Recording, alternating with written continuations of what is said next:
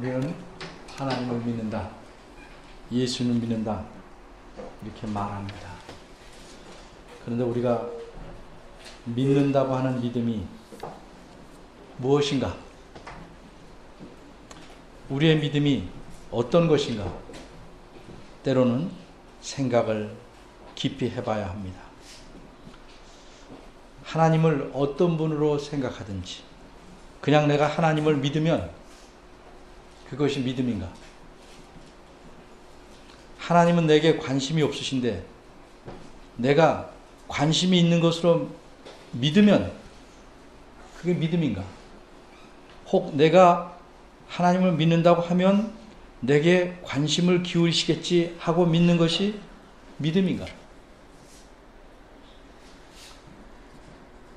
이론적으로는 제대로 알지만 실제적으로 내 마음 속에서는 하나님이 그다지 능력이 크시지 않은 분으로 자리 잡고 있는데 내 믿음이 커지면 하나님의 능력도 커질까? 내가 하나님을 조그맣게 생각하면서 내 믿음을 키우면 하나님이 커지는 건가? 뿌리가 깊지 않은 어린 나무를 제 아무리 꽉 붙잡는다고 해도 그 나무는 뽑히는 겁니다. 그 어린 나무가 뿌리가 깊은 큰 나무가 될 수는 없습니다. 기도할 때 믿습니다를 강하게 그 발음까지 비틀어서 그렇게 해야 믿음이 커지는 것이고 더 든든하게 믿을 수 있는 것인가? 믿음이란 우리가 믿는 대상, 즉 하나님이 어떤 분이실지를 분명히 알아야 합니다. 이것이 가장 우선적인 겁니다. 그리고 이 아는 지식 위에서만 믿음이 제대로 자라날 수 있는 것입니다. 잘못된 지식 위에서 하나님을 믿으면 그거는 우상을 섬기는 것이요 오히려 화를 자초하는 것입니다. 그리고 하나님을 오히려 미신적으로 섬길 수도 있는 것입니다. 이런 믿음들은 아주 열정적인 거 뜨거운 것처럼 보여도 헛된 믿음입니다. 하나님을 결코 기쁘게 할 수 없는 믿음입니다. 히브리서 11장은 우리가 잘 아는 대로 믿음에 대해서 집중적으로 말하고 있습니다. 그런데 이 믿음에 대해서 말할 때 여러 종류의 믿음을 말하는 것이 아닙니다. 하나의 믿음, 똑같은 믿음. 다만 이 믿음에는 여러 색깔이 있다. 이 믿음은 그저 단색이 아니고 여러 색깔을 나타내는 것이다 하는 것을 알려줍니다. 다양한 색깔로 이루어진 하나의 실체, 이를테면 무지개와 같은 것이 믿음이다 하는 사실을 보여주고 있는 것입니다. 그래서 믿음의 사람들을 통해서 그들이 가진 믿음의 본질은 같지만 그 색깔을 뚜렷이 보여주기 위해서 예를 드러나가고 있는 것이 히브리서 11장입니다. 오늘 본문은 우리가 성경을 통해서 알고 있는 믿음의 조상 아브라함에 대해서 매우 길게 말한 다음에 이어 나오는 세 구절입니다. 아브라함은 175세에 죽습니다. 자신이 세상에 태어난 지 100년 만에 자기를 이어갈 아들을 낳습니다. 그리고 가나안 땅에서 100년을 살고 죽습니다. 아브라함을 통해서 알려주는 믿음이 무엇인가? 아브라함을 통해서는 믿음의 색깔이 다른 사람의 경우와 달리 여러 가지가 드러납니다. 근데 마지막으로 보여주는 중요한 색깔이 뭐냐면 17절에서 19절에 나오는 부분입니다. 그 내용은 하나님께서 아브라함에게 이삭을 바치라고 한 것입니다. 100세에 주신 아들 그런데 보통 아들이 아니고 이 아들을 통해서 하나님께서 자신의 약속을 다 이루시겠다 한 아들입니다. 그러니까 이 아들이 없어지면 하나님의 약속도 사라지는 것처럼 생각될 만한 아들입니다. 근데 그 아들을 죽여서 하나님에게 제물로 바치랍니다. 이 사건을 말해서 믿음이라는 것이 과연 어떤 것인지를 잘 알려줍니다. 믿음이란 뭐냐? 약속을 다 이루게끔 되어 있는 이삭을 붙잡는 것이 아니고 오히려 그것을 버리고 하나님을 붙잡는 것. 풀어 말하자면 하나님께서 이삭을 통해 이루시겠다고 하신 약속보다도 그 이삭을 주신 하나님 자신, 신실하신 하나님 자신을 믿는 것이 믿음입니다.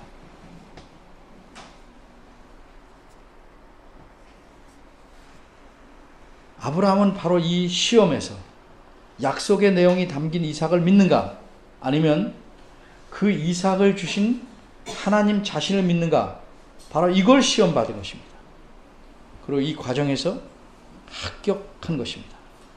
따라서 정리하면 믿음이라는 것은 무엇을 믿는가가 아니고 누굴 믿는가입니다. 즉 약속의 내용도 중요하지만 그것보다도 그 약속을 하신 하나님을 믿는 것입니다. 이렇게 말씀한 다음에 오늘 본문에서는 다른 색깔을 또 알려줍니다. 오늘 본문 세 구절에서는 한 구절에 한 사람씩 아주 빠른 속도로 세 사람에 대해서 이야기합니다. 첫 번째 나오는 사람은 이삭입니다. 여러분이 잘 아시다시피 이삭은 아브라함의 아들입니다.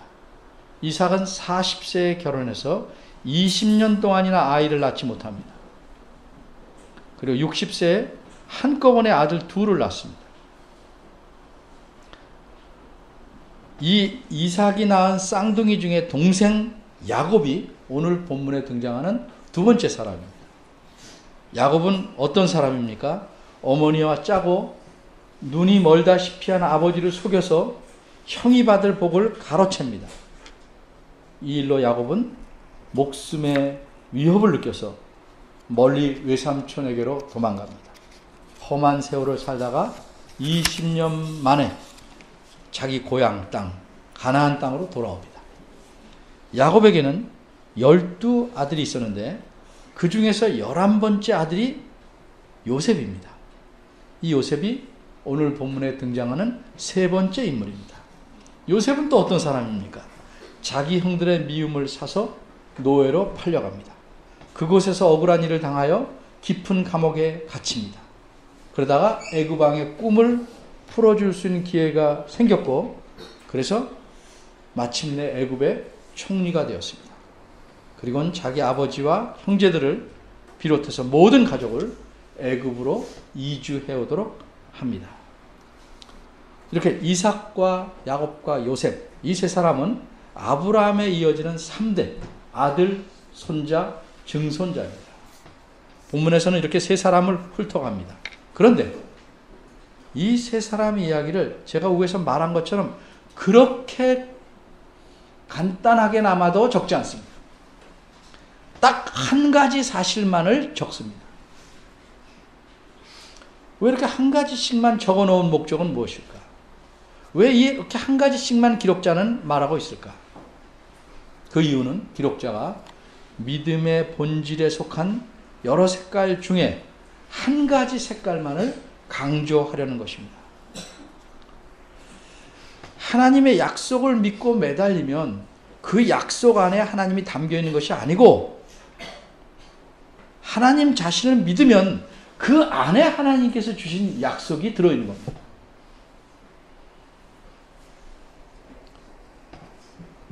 그러므로 믿음에서는 우선적인 것이 무엇인지를 기억해야 합니다. 마차를 끄는 말이 앞에 있어야 되는 거지, 뒤에다 놓으면 마차를 끌고 갈 수 없는 것과 마찬가지입니다. 여러분이 잘 아시는 바대로 이삭, 야곱, 요셉, 이들의 삶에는 참 고통스럽고 파란만장한 역경들이 있었습니다. 그럼에도 불구하고 기록자는 그들의 그 파란만장한 삶, 그들의 삶의 수많은 이야기들을 일일이 본문에 드러내지 않습니다. 그들의 믿음이 어떠함을 드러내기 위해서 오늘 본문에서 말하는 한 가지 이외에 다른 어떤 특별한 사건도 말하지 않습니다. 이를테면 이삭은 20년 동안 아기를 낳지 못하다가 쌍둥이를 낳게 되는데 그 과정이 어떤지 그것도 들어볼 볼만한 것인데 창세기에 기록되어 있는데 여기서는 말하지 않습니다. 야곱처럼 간사하고 또 고생을 많이 하고 하나님께 그렇게 실컷 얻어먹은 사람도 드물 겁니다. 그의 남다른 역경, 남다른 고생을 여기서는 전혀 말하고 있지 않습니다. 요셉하면 얼핏 생각나는 형제들에게 팔린 일, 여인의 유혹, 그래서 깊은 감옥에 갇힌 일, 이런 우여곡절의 삶이 있었음에도 불구하고 그런 얘기들은 이 본문에서는 생략하고 있습니다. 그럼 기록자는 이 세 구절에서 무엇을 말하고 있는가? 기록자가 여기서 말하고 있는 공통적인 것이 있습니다. 그것은 이삭과 야곱과 요셉의 죽을 때의 상황, 죽음에 가까이 이르렀을 때의 상황만을 말하고 있습니다. 왜 그렇습니까? 신약의 모든 내용은 항상 구약의 이야기를 토대로 말합니다. 히브리서의 기록자도 그렇게 한 것입니다. 그런데도 바꿔 말해서 창세기에 나와 있는 이 세 사람에 관한 내용을 전제로 해서 이야기를 합니다. 그런데도 그들이 죽을 때가 가까웠을 때의 상황만 언급하고 있습니다. 왜 그런가? 죽음이라는 것. 그것은 개인의 삶 전체를 묶어서 표현할 수 있는 가장 좋은 순간이기 때문에 그렇습니다. 사람은 어느 때보다도 죽음에 가까이 왔을 때 자신의 죽음 이후에 대한 시각을 말할 수 있는 것입니다.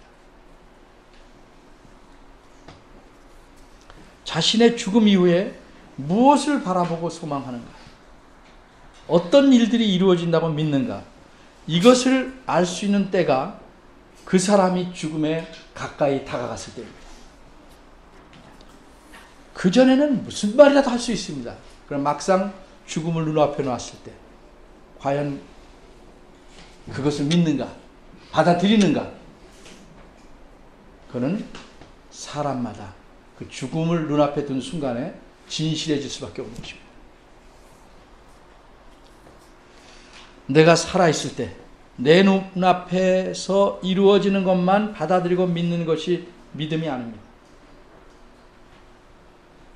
내 죽음 이후에도 있을 것을 받아들이고 믿는 것, 그것이 믿음의 본질에 속한다는 사실을 말하려는 겁니다.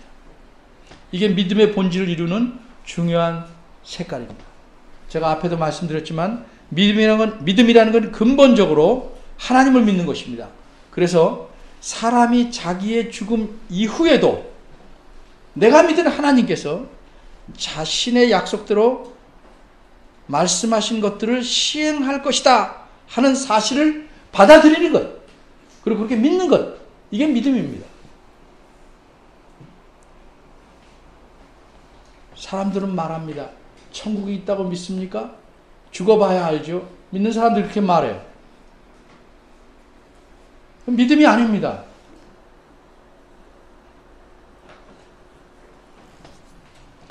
내일 해가 떠오른다? 여러분 의심하지 않습니다. 혹 안 떠오를 수도 있겠지만 그것보다 더 분명한 것이 하나님께서 하신다고 하신 그 일입니다.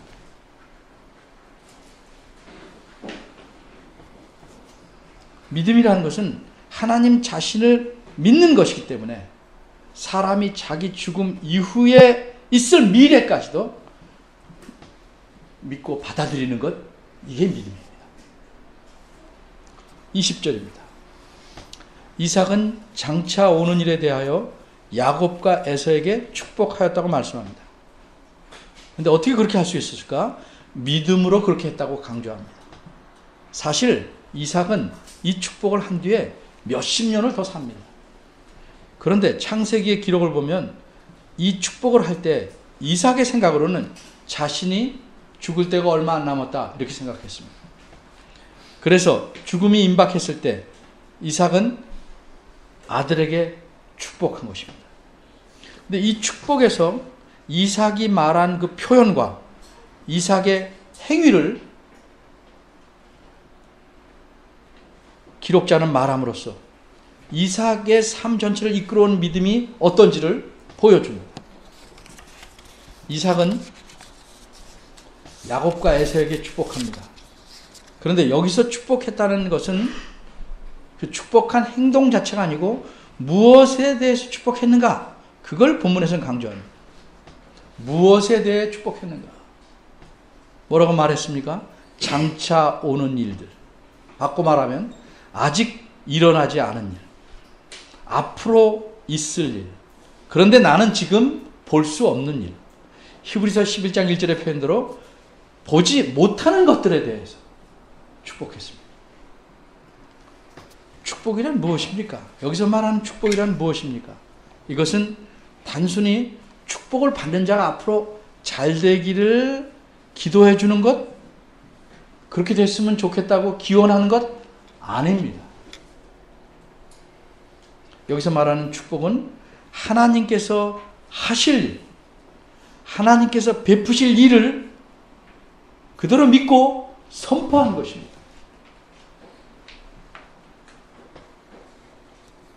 어떻게 사람이 하나님께서 앞으로 하실 일들을 지금 일어나지도 않았는데 선포하는 것이 가능합니까?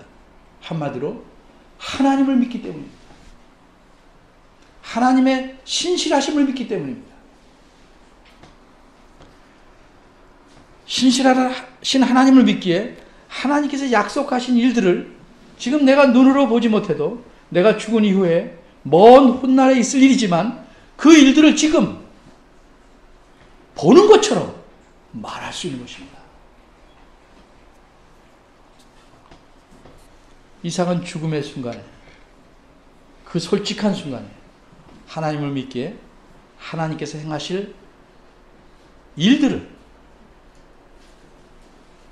자기 아들들에게 선포할 수 있었습니다. 이처럼 이삭은 하나님을 믿기에 죽음 이후의 미래에 대해서도 하나님께서 행하실 일들을 믿은 것입니다. 21절입니다. 야곱은 어떻습니까?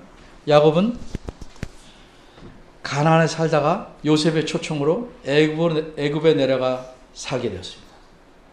그는 이미 애굽에서 태어난 두 손자, 즉 요셉의 두 아들에게 축복합니다.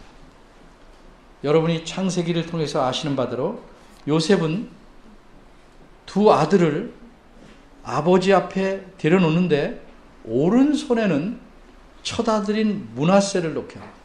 이렇게 손을 뻗어서 자연스럽게 안수할 수 있도록.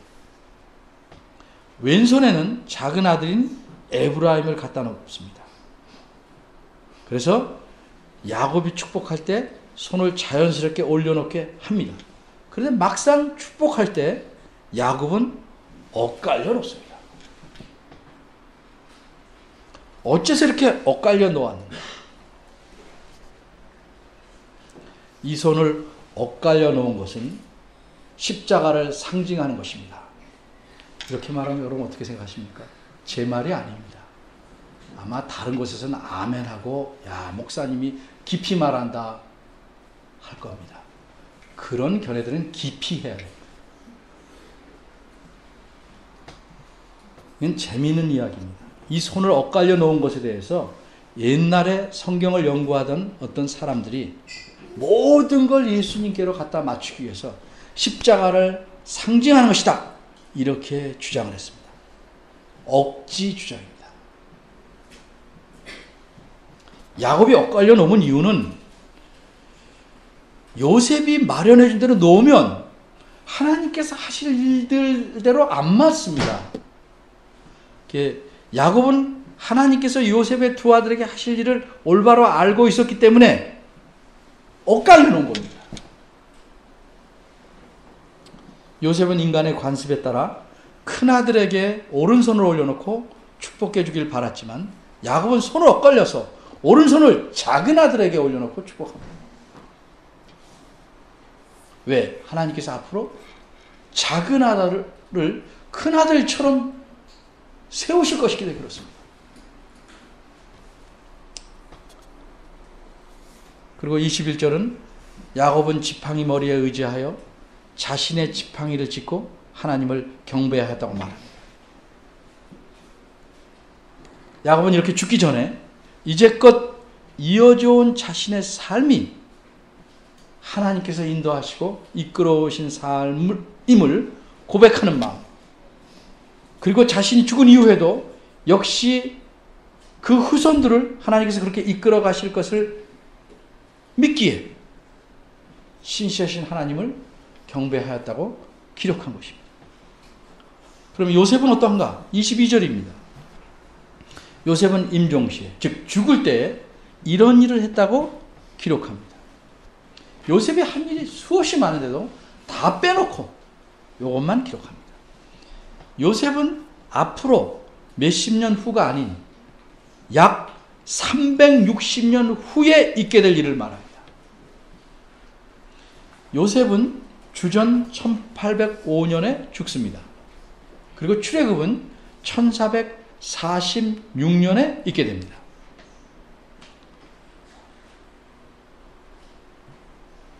하나님께서 이미 이전에 약속하신 것, 아브라함이 가나안에 들어갈 때가 주전 2091년이고 요셉의 임종은 1805년이니까 요셉 시대로에서 보면 거의 300년 전에 약속하신 약속을 계속 아버지와 또 형제들에게 전해 듣고 그 약속을 믿고 앞으로 근 400년 후에 일어날 일을 후손들에게 유언으로 말, 그리고 기억토록 하십니다. 그게 무엇입니까? 하나님께서 너희 후손들을 이 애굽에서 나가게 하실 것이다. 그 사실을 언급하고 자신이 지금 죽어서 땅에 묻히지만 자신의 남은 해골을 가지고 약속된 땅으로 가라고 합니다. 그래서 모세가 출애굽할 때 요셉의 해골을 들고 나옵니다. 그리고 40년 후에 세겜 땅에 묻힙니다.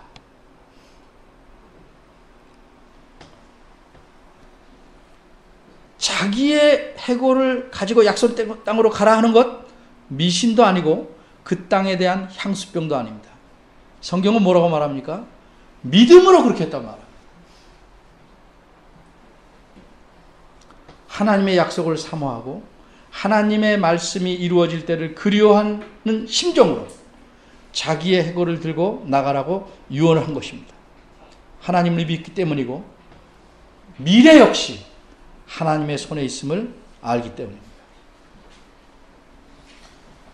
그러면 이 세 사람에게서 나타나는 공통적인 한 색깔, 3인에게서 나타나는 3인 1색, 이 무엇인가? 이들에게 공통적으로 볼 수 있는 믿음의 색깔이 무엇인가? 하나님을 믿되 자신의 미래에 대해서도 하나님을 믿는 겁니다. 믿음은 그런 겁니다. 이렇게 믿었다는 사실을 말해서 하나님은 현재뿐 아니라 미래도 주장하시고 미래도 약속대로 행하시는 분임을 가르쳐주고 있는 것입니다. 하나님을 믿기에 장차 하나님께서 하실 일도 믿는 것입니다. 이처럼 하나님을 믿는다는 믿음은 하나님께서 심지어 내가 죽어서 먼 훗날에 있을 미래까지도 하나님께서 약속하신 대로, 말씀하신 대로, 신실하신 그대로 행하시라 라고 믿는 것입니다. 그래도 여러분은 죽은 다음에 천국 가십니까? 죽어봐야 안다고 말씀하시겠습니까? 믿는 사람이 아닙니다.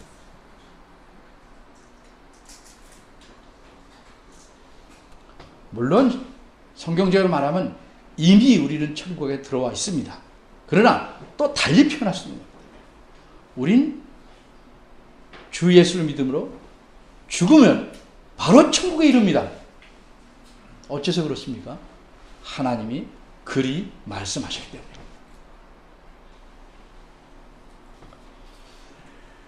하나님은 과거의 믿음의 조상들에게 그렇게 하셨던 것처럼 우리에게도 하나님 자신을 그렇게 믿기를 원하십니다.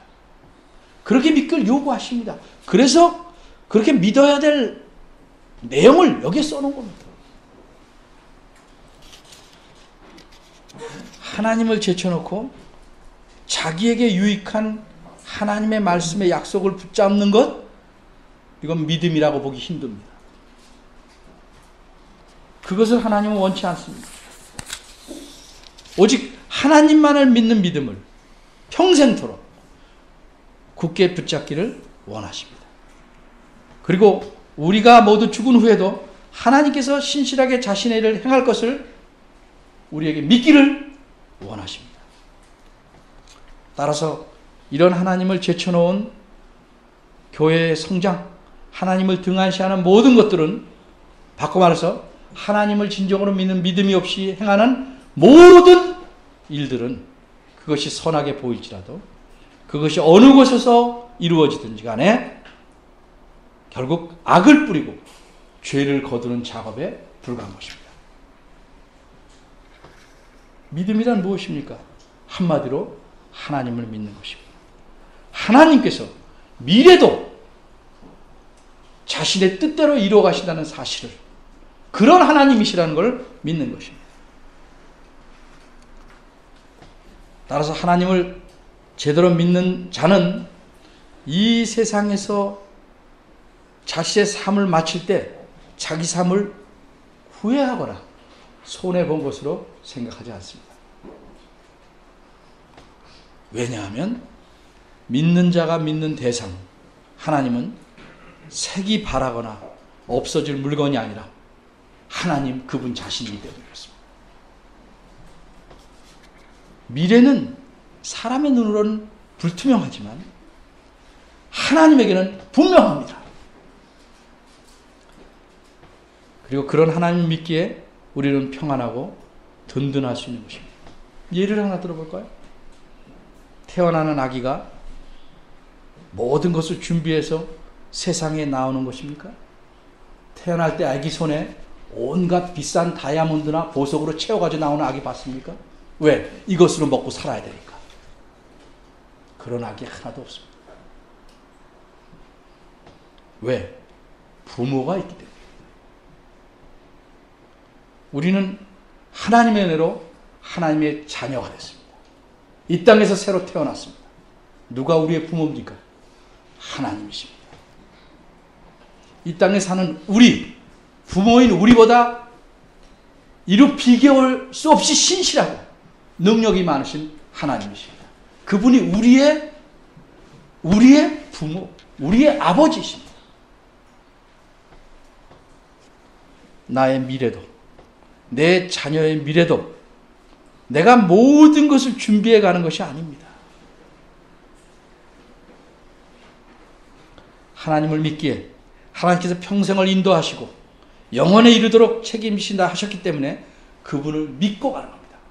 미래도 하나님 손에 달린 것입니다. 여러분에게 저금, 보험, 앞으로 있을 거 준비하지 말라는 뜻은 아닙니다. 준비하되 무엇에 마음을 두는가 잘 생각하셔야 합니다. 교묘하게 자신을 속이지 마십시오.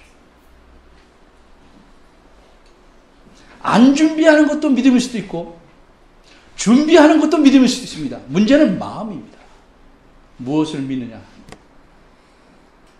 그거는 여러분이 알고 하나님은 더욱 분명히 아십니다. 왜 자녀들을 위해서 지나치게 걱정하십니까? 자기가 영원히 살 것처럼. 미래는 누가 책임지십니까? 하나님께서 책임지십니다.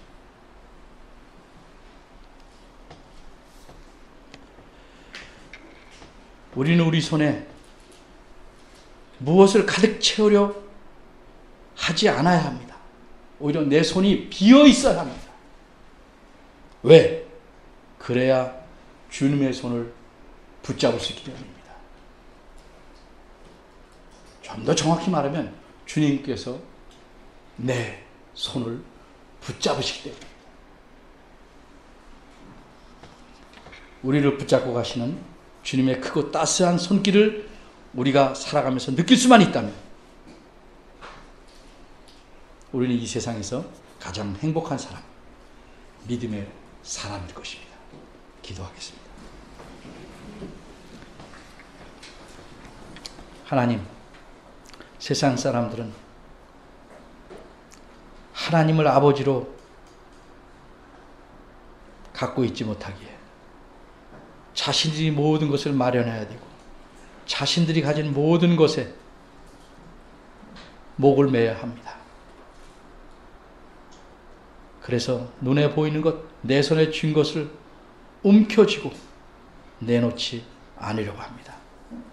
남이 가진 것도 빼앗아 내 주머니에 넣으려고 합니다.